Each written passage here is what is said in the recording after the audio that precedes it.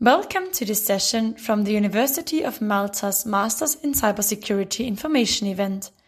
We're about to hear from Ana Maria Magri-Pantea, representing the EnCycLEd Erasmus Plus project. Her presentation, The CyberFit, Professional Roles, Top Skills and Personalities, explores the European Cybersecurity Skill Framework, current industry needs, and career pathways.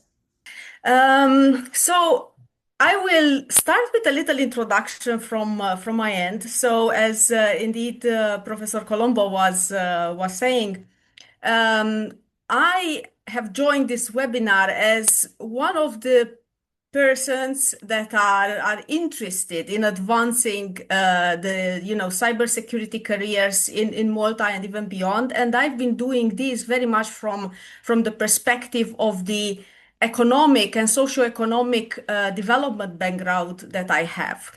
I'm not a technical person, but I do believe that cybersecurity is very important for the economy and society in general. And because of that, together also with a number of other partners from across Europe, we are implementing now for almost 3 years a project linked to enhancing cybersecurity literacy, awareness, general awareness, awareness of potential careers, relevance or different kind of backgrounds. And this is what I would like to share with you all today as well, because often when we start talking about professionals and careers and jobs in cybersecurity, often people start by being a bit puzzled or thinking that it's just about, those hackers or the very, very, very technical people that would be setting up the system and monitoring them and so on.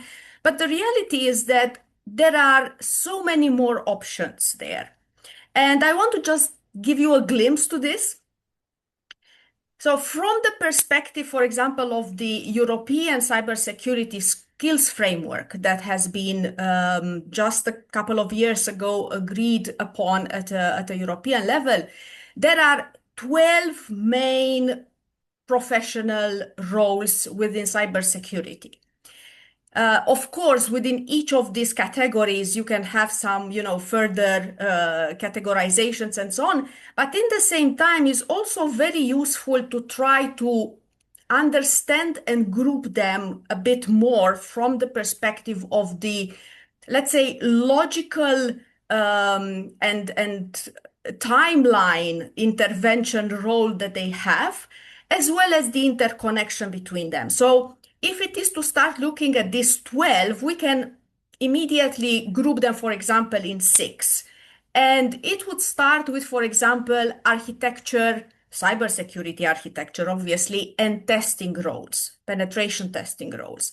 And who are really the people involved here, or what is the type of focus and role that they have? So clearly, they are creative, relentlessly curious, and very deep tech professionals that are focused really on how to strengthen the different systems, IT systems, cloud networks that they work, or how to actually show their potential for compromise by finding weaknesses in them. It's also from within the organizations that we can test the strength of our system by also playing this adversarial role and trying to put this hat on. Another set of roles, wait, because somehow I don't know what I clicked. Now we are going back. Okay. Another set of roles is operations and incident response. And these are those professionals that basically are fast, vigilant implementers or responders to cybersecurity threats. And they are the ones handling monitoring of the systems, triage or containment of cyber threats and attacks. On the other side, we can also look at a third group of jobs, and these have to do with threat intelligence on one side or digital forensic on the other side. And this is basically before, anticipatory, or post an event when the people have to look into the situation, what happened. And these roles really require analytical people, curious, meticulous investigators using open source intelligence. They deal with evidence handling, reconstruction, and so on and so forth. Now, besides these very, very technical people, there is also a very big need and clear role for the governance and risk management roles, those strategic and analytical role that are looking at setting up the framework for cybersecurity within an organization, ensuring the compliance with laws and regulation, modeling the potential threats out there, ensuring the organizational resilience to all those risks that are being faced. A fifth category has to do with cybersecurity education and audit. These are different type of roles, communicators, evaluators, those that are teaching or assessing the situation within an organization, the knowledge, the skills, the competencies, the responses, the frameworks that ultimately allow for the strengthening of the overall position of that organization. And last but not least, there is another category of cybersecurity researchers and legal policy compliance specialists. And these are the visionaries or the interpreters of regulatory landscapes and technology landscapes that are exploring emerging technology, keeping up to date with it, be it cryptography, be it AI, be it anything else. So when we look at all those 12 roles, immediately we can see that there is a bit of everything for everyone. And there is really a very interesting field that needs very, very different type of people, personalities, technical backgrounds, soft skills, and so on and so forth.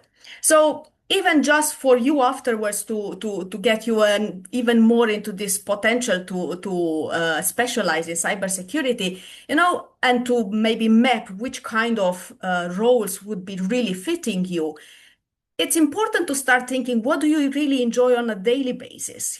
Because we all should try to really enjoy our work and our jobs to make sure that we progress in our careers. So let's say you really enjoy solving mysteries. Then probably a good role for you could be a digital forensic investigation and investigator. If you like to analyze patterns, then probably your best fit would be a threat intelligence specialist. If you like to help and teach others, you could probably be then a cybersecurity educator within your organization. Within large organizations, we need this kind of people. The cybersecurity specialists are not just the ones that stay in the IT departments and take care of the systems, the infrastructure, the equipment, but also the ones that are really, supporting their colleagues and in a way, the weakest link within organizations when cyber threats are happening. If you like debating, if you like, looking at rules and seeing how you could go around them or how best to implement them, not to have, other impact and repercussions and so on, then probably best for you would be the legal and policy cybersecurity officer. If you like to break the rules, if you like to test systems, then probably a penetration tester would be the right job profile for you. On the other side, if you like to see have the view of ensemble, if you like to design structures, frameworks, then probably cybersecurity architect role would be your best fit. Responding in crisis, are you able to, really stick to your guns and be calm in situations of stress? Incident responder might be for you. Or if really curiosity, research, exploration is what, make you wake up in the morning, what about cybersecurity researcher? So that is really something for everyone. Now, you will have for afterwards some more detail here on each and every of these roles, because it's really important to understand exactly what kind of, personal capabilities, personal predilections, profiles, personality traits are best for each and every of these roles, not just by categories, and what kind of technical skills are needed. Because definitely, let's just look quickly through it. If you would like to work in incident response, then technically, you really need to be able to be strong in malware analysis, in containment, in coordination, recovery, incident response playbooks. If it's into threat intelligence, then you need to be strong in threat actor and tactics, techniques, procedures analysis, open source investigation. Um, Indicator of compromise, integration, and correlation. There's so much stuff. In the same time, you need to see what's your predilection. Where are you most comfortable in? So you have all this information here. Very good to see what's the best fit there. But last and not least, I think besides all these technical aspects that are definitely crucial within the cybersecurity space, I think it's important not to forget that it's really and truly the soft skills that are always breaking the camel's back, and even more so in cybersecurity. And why? Because cybersecurity has such huge implications for the organizations, for the society, for the economy, that we really need to be able to collaborate cross functions, cross organizations when there are incidents in preparation for potential threats, be able to communicate concisely, clearly, fast, critical thinking, analytical thinking, stress tolerance, emotional resilience in those situations, adaptability, integrity, attention to detail, ability to really decide fast and in the same time with confidence and to get your organization and others behind you whilst being ethical, whilst being modeling integrity is crucial. Now, if all this sound interesting, and you will hear a lot more interesting stuff also from Christian and Sandro about the master, I would also suggest that you can download or just read online from the EnCycLEd project some more information about careers options, study pathways. You could even, for example, model different progression avenues within the career. So feel free to really use the wealth of information and potential guidance that you can have around.